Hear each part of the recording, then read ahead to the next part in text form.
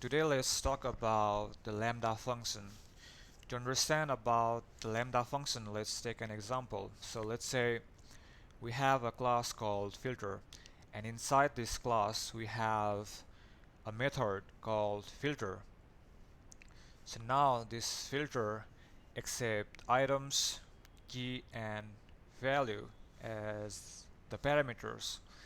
So now the logic up here is it iterates through all of the items, and if the item key matches the given value, the item would be stored in the filtered items array, and we return these filtered items, right? So now this is the place where we call this method. So for that we fetches all of the books from the database, and then we call this filter method, and we pass book as an argument and release year and also this value of 1998. So it means these filter items will have all of the book whose release year is equals to 1998, right?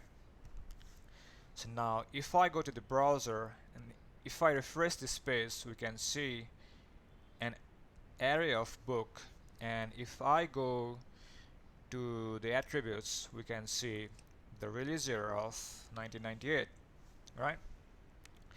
So now if I go to the database, we can see we have only one book whose release year is equals to 1998. Alright, so now let's say what if we want something like greater than equals the value. So it means sometimes we want the books whose release year is greater than 1998, and also sometimes we want the books whose release year is equals to 1998, and also we would want to use the same filter method. How do we achieve that? One of the ways to achieve that is to have this logic not defined in this filter method. Instead, we want to have this logic defined at the place where we call this method. So this is the place where we call this filter methods, right? So we want to have the logic up here. So for that, we will be making a lambda function, which is basically an anonymous function. So it accepts book as a parameter, and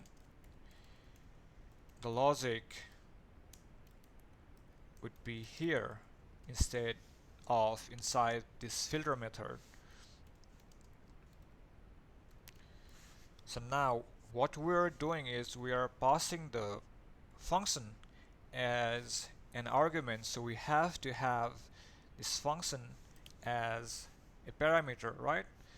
So now instead of this logic, we will call this function, and since it accepts book as a parameter, we have to pass item as an argument, right?